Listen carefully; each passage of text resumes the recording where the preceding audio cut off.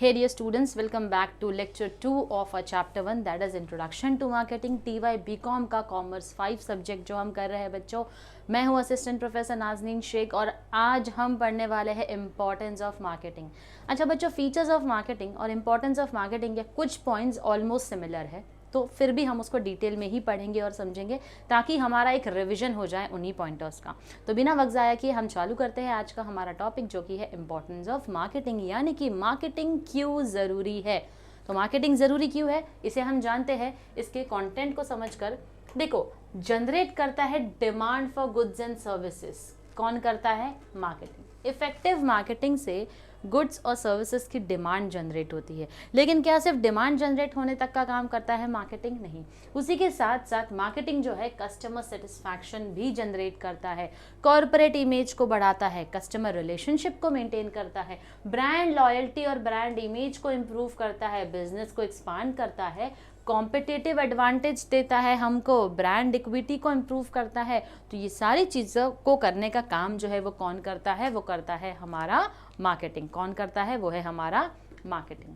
अब मार्केटिंग का इंपॉर्टेंस क्या है? तो जैसे हमने पहले देखा, कॉम्पिटिटिव एडवांटेज जो हमको देता है, effective marketing helps to face competition in the market. Professional marketers are proactive in decision making. Proactive यानी कि ये क्विक डिसीजन लेते हैं। ये वो लोग होते हैं जो चेंज के आने से घबराते नहीं हैं। ये वो लोग हैं जो सबसे पहले चेंज को लेकर आते हैं, तो वो होते हैं प्रोएक्टिव डिसीजन मेकिंग में। कंपिटिटर्स के ऊपर हमें एडवांटेज चाहिए। हम चाहते हैं कंपिटिटर्स से पहले हमारा कोई ऐसा मूव हो जाए जिससे कि हम क्या करें, हमारे पास ज़्यादा मार्केट शेयर बढ़ सके, हमारे पास सेल ज़्यादा हो सके, हमारे प्रॉफिट्स बढ़ सके। ये सब के लिए कोई नई स्ट्रैटेजी के साथ आना होता है, तो वो प्रोएक्टिव डिसीजन मेकिंग होती है। कोई भी प्रोडक्ट का या एग्जिस्टिंग प्रोडक्ट का या प्रोडक्ट की कई सारी रेंजेस होती है हमारे पास में, उसका डिज़ाइन या उसका मॉडल बड़ा ही इनोवेटिव तरीके से हम लेकर आए। कॉम्पिटिटिव प्राइजेस को चार्ज करें, यानी कि कस्टमर को कॉम्पिटिटर के प्राइस को देखकर और मेरे प्राइस को देखकर कभी ये फील नहीं होना चाहिए कि मैं उनको ओवर चार्ज कर रही हूँ या अंडर चार्ज कर रही हूँ। बड़े ही कॉम्पिटिटिव प्राइजेस होने चाहिए।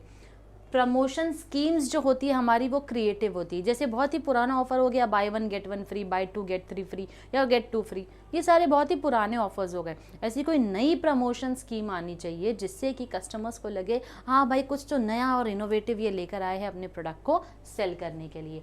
आफ्टर सेल सर्विसेज एफिशिएंट होनी चाहिए। कस्टमर को जो आफ्टर सेल सर्विस आप देते हैं, जितना पैसा प्रोडक्ट के लिए दिया है तो उन्हें लगना चाहिए कि हाँ भी आफ्टर सेल सर्विसेज जो थी वो हमको काफ़ी अच्छी मिली है हमारे इस ऑर्गेनाइजेशन से जिससे हमने प्रोडक्ट या सर्विस को लिया है। इफेक्टिव कस्टमर रिलेशनशिप टेक्निक को मेंटेन करना आना चाहिए। तो बेसिकली ये जो प्रोएक्टिव डिसीजंस होते हैं ये हमें कॉम्पिटिटिव एडवांटेज देते हैं। तो ये कॉम्पिटिटिव एडवांटेज किस पे देते हैं? हमारे कॉम्पिटिटर्स के ऊपर। कैसे देते हैं? क्योंकि ये प्रोएक्टिव जो होते हैं ये चेंज लेकर आने वाले लोग हैं, डिसीजन मेकिंग में काफ़ी ज़्यादा क्विक होते हैं।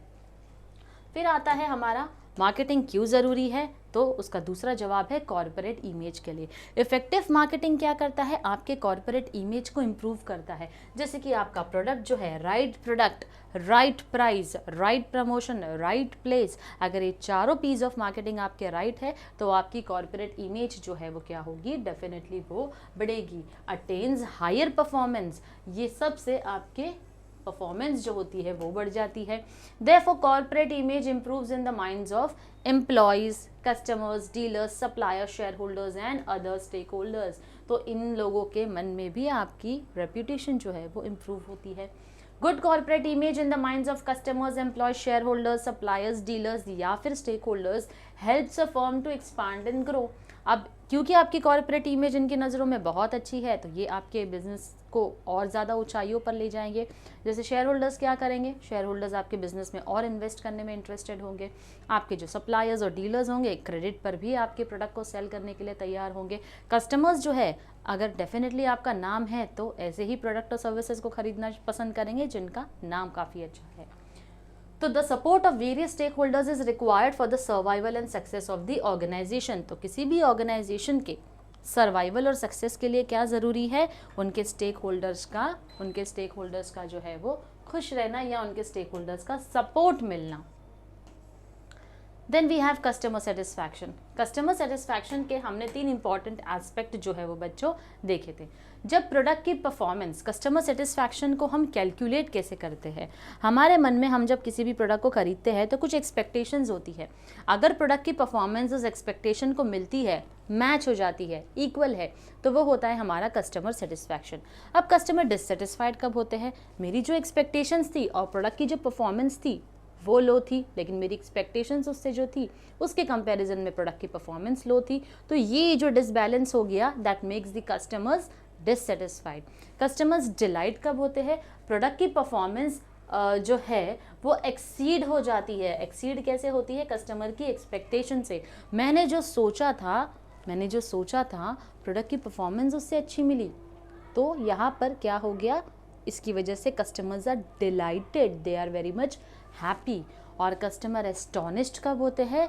मैंने जो चीज़ सोची भी नहीं थी, कुछ एक्सपेक्टेशंस रखी थी, सोची नहीं थी, लेकिन उम्मीद से दुगना मुझे अगर मिल जाए तो कस्टमर्स आर एस्टोनिश्ड। इसका एक बहुत ही अच्छा एग्जाम्पल आपको यहाँ पर दिया है इस कॉन्सेप्ट को समझाने के लिए।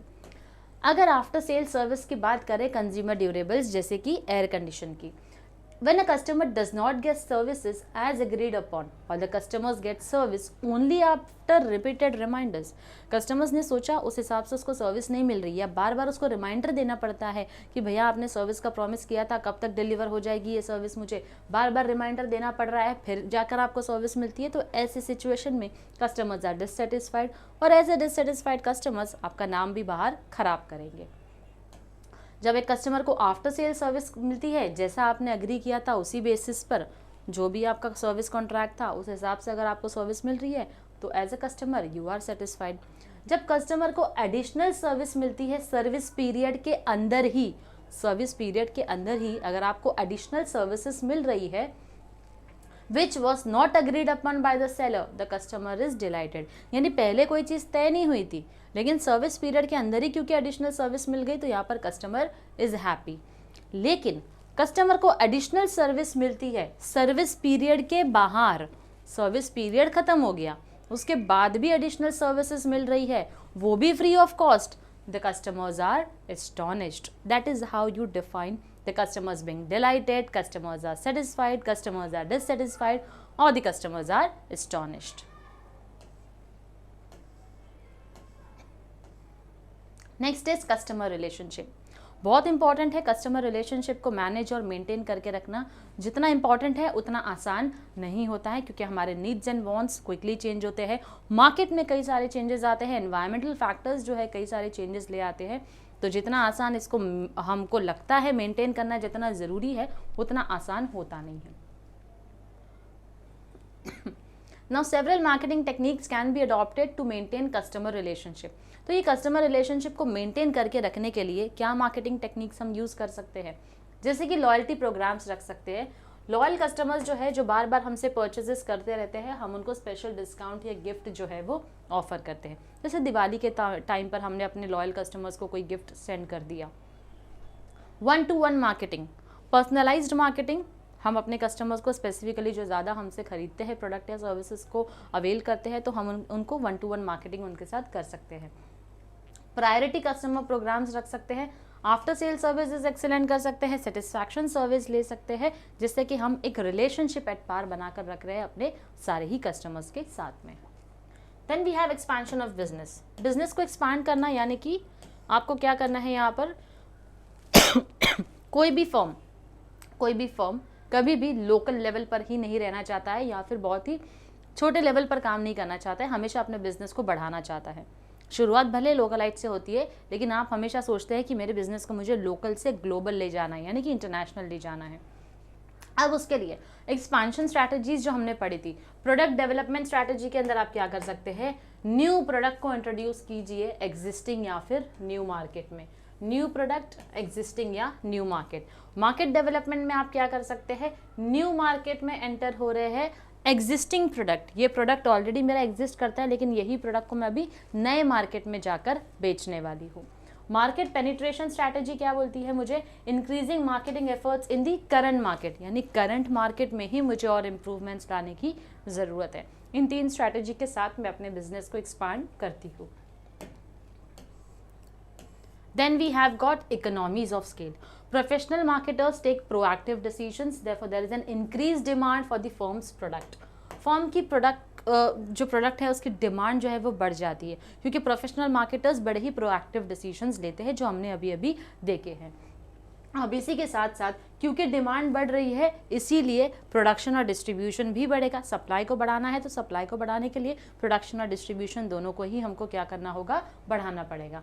As a result company gets economies of large scale. Economies of large scale मतलब ज़्यादा प्रोडक्शन करना है, ज़्यादा रॉ मटेरियल्स चाहिए। बल्क में रॉ मटेरियल्स जब हम खरीदते हैं तो उस बल्क के ऊपर हमको क्या मिलता है, डिस्काउंट मिलता है। जब ऑलरेडी इसको बनाने पर मुझे बहुत ज़्यादा डिस्काउंट मिला है तो मैं इसका प्राइस जो है वो बहुत ज़्यादा कोट नहीं करूँगी। Economies of large scale distribution, जैसे कि अगर मैं बल्क में ट्रांसपोर्टेशन करवा रही हूँ तो मुझे फ्रेट चार्जेस जो पे करने पड़ते हैं उसके ऊपर जो भी ड्यूटीज़ पे करनी है उसके ऊपर मुझे क्या मिलता है, कंसेशन मिलता है। तो ये फ़ायदा होता है इकोनॉमीज ऑफ स्केल का। फिर आती है हमारी एफिशिएंसी। एफिशिएंसी का एक बहुत ही छोटा सा फॉर्मूला याद रख लो जब भी आपको इस टर्म का मतलब समझना होगा। तो एफिशिएंसी का मतलब होता है जहाँ पर आपका इन्वेस्टमेंट कम है लेकिन आपके रिटर्न्स बहुत है। एफिशिएंसी का मतलब लो इन्वेस्टमेंट हायर रिटर्न्स। बात करते हैं इफेक्टिव मार्केटिंग की, जो कि बहुत ज़्यादा प्रॉफिट बिजनेस के लिए लेकर आता है। तो यही प्रॉफिट का कुछ हिस्सा जो है बच्चों हम क्या करते हैं, डिवाइड करते हैं। इस प्रॉफिट के कुछ हिस्से को हम रिसर्च एंड डेवलपमेंट में इन्वेस्ट करते हैं, इस प्रॉफिट के कुछ हिस्से को हम टेक्नोलॉजी को अपग्रेड करने में इन्वेस्ट करते हैं, और उसी के साथ साथ हम क्या करते हैं, ट्रेनिंग एंड डेवलपमेंट और ऐसी कई सारी एक्टिविटीज़ पर प्रॉफिट का कुछ हिस्सा हम स्पेंड करते हैं। All the above activities improves the efficiency of the firm, यानी कि ये सारी एक्टिविटीज़ जो हम करते हैं फर्म की एफिशिएंसी को इम्प्रूव करती है। That is the firm gets higher returns at lower cost. कम इन्वेस्टमेंट पे हायर रिटर्न मिल रहा है तो उसे हम कहते हैं efficient organisation. Then we have organizational objectives. So marketing helps to achieve organizational objectives. Definitely marketing किया ही इसलिए जा रहा है कि हम अपने फर्म की कुछ objectives जो सेट की है उसको अचीव कर सकें। हमारे प्रोडक्ट डिज़ाइंस को इफेक्टिव बनाना है, प्राइसिंग, प्रमोशन, डिस्ट्रीब्यूशन, ये सारी चीज़ इतनी इफेक्टिव होनी चाहिए जिससे कि हमारा सेल्स जो है वो क्या हो रहा है, बढ़ रहा है। अब वो ऑब्जेक्टिव्स क्या है जो हम अचीव करना चाहते हैं, वो ऑब्जेक्टिव्स क्या है, वो ऑब्जेक्टिव्स है हम चाहते हैं हमारे प्रॉफिट्स को बढ़ाना, हम चाहते हैं हमारी ब्रांड इमेज को बढ़ाना, हम चाहते हैं हमारा मार्केट शेयर जो है वो बढ़ जाए, हम चाहते हैं हमारी कॉर्पोरेट इमेज इम्प्रूव हो जाए, हम चाहते हैं हमारे लॉयल कस्टमर्स हमको छोड़कर कभी भी ना जाए। तो कस्टमर लॉयल्टी को हम मेंटेन रखना चाहते हैं। तो ये कुछ हमारे ऑर्गेनाइजेशन के इसमें से एक ऑब्जेक्टिव हो सकता है, कई सारे हो सकते हैं, सारे के सारे भी हो सकते हैं जो आप अचीव करना चाहते हैं मार्केटिंग के जरिए। फिर आता है हमारा ऑप्टिमम यूज़ ऑफ रिसोर्सेज, यानी अपनी ऑर्गेनाइजेशन के जितने भी यूज़ है उसको मैक्सिमम यूज़ करना है, ऑप्टिमम यूटिलाइज करना है उनको, ठीक है। Increase in demand leads to higher production and distribution. अगर डिमांड है तो डेफिनेटली आपको प्रोडक्शन एंड डिस्ट्रीब्यूशन भी बढ़ाना होगा, और ये प्रोडक्शन और डिस्ट्रीब्यूशन बढ़ाना है तो सारे रिसोर्सेज को आपको मैक्सिमम लेवल तक यूटिलाइज करना है। फिजिकल रिसोर्सेज में आपके मशीन्स, इक्विपमेंट्स, टूल होते हैं। कैपिटल रिसोर्सेज में आपका पैसा इन्वॉल्व होता है, यानी कि आपका वर्किंग कैपिटल फंड्स और फिक्स कैपिटल फंड्स होता है। मैन पावर जिसकी हम बात करते हैं वो है ह्यूमन रिसोर्स, जो आता है हमारा मैनेजेरियल और नॉन मैनेजेरियल एम्प्लॉयज़। तो जब प्रोडक्शन एंड डिस्ट्रीब्यूशन को बढ़ाओगे तो ये सारे रिसोर्सेज की भी हमको ज़रूरत पड़ेगी। तो रिसोर्सेज को प्रॉपर यूटिलाइज करना है, ना कि इनको ओवर एक्सप्लॉइट करना है। फिर आती है हमारी ब्रांड लॉयल्टी। अब ये ब्रांड लॉयल्टी जो होती है इसका मतलब होता है हम चाहते हैं कस्टमर्स बार बार, जो सेटिस्फाइड कस्टमर्स हैं, जो डिलाइटेड कस्टमर्स हैं, जो हैप्पी कस्टमर्स हैं, वो बार बार हमारे ही पास से प्रोडक्ट को रिपीट परचेसेस करते रहे। रिकमेंडेशन जो है हमारे ब्रांड का वो सेटिस्फाइड कस्टमर्स ही दे सकते हैं, यानी कि वर्ड ऑफ माउथ के जरिए अपने फ्रेंड्स को, अपने फैमिली को रिकमेंडेशन दे, सजेशन दे कि आपको यही पर्टिकुलर ब्रांड का प्रोडक्ट खरीदना चाहिए। मार्केटिंग गुरु AI रीस का कहना है कि वर्ड ऑफ माउथ जो है वो सबसे बेस्ट मार्केटिंग है या सबसे बेस्ट एडवर्टाइजिंग है, क्योंकि वो कहता है ऐसे कस्टमर्स को इवेंजलिस्ट यानी कि रिलीजियस बिलीवर होते हैं। लॉयल कस्टमर्स जो है वो बड़े ही आसानी से अपने आसपास के लोगों को इन्फ्लुएंस करते हैं, क्योंकि ये आपकी सर्विसेज से, प्रोडक्ट से बड़े सेटिस्फाइड होते हैं। इसीलिए ये लोगों को भी रिकमेंड करते हैं, सजेस्ट करते हैं कि आपको यही प्रोडक्ट या सर्विस खरीदना चाहिए। फिर आता है हमारा ब्रांड इक्विटी। अब ये जो बड़े बड़े टर्म्स हमने सुने थे, brand image, brand loyalty, brand equity, अब इनको समझते हैं। ब्रांड इक्विटी होता क्या है? Brand equity is the incremental value of a brand over and above it's physical assets. यानी कि यहाँ पर हम बात करते हैं ब्रांड के वैल्यू की। ब्रांड का वैल्यू उसके फिजिकल असेट्स नहीं डिसाइड करता, यानी कि मेरे पास कितने असेट्स हैं मेरे ऑर्गेनाइजेशन में, वो आपकी ब्रांड की वैल्यू को नहीं बताता है। कस्टमर्स आर विलिंग टू पे premium price for effectively marketed brands.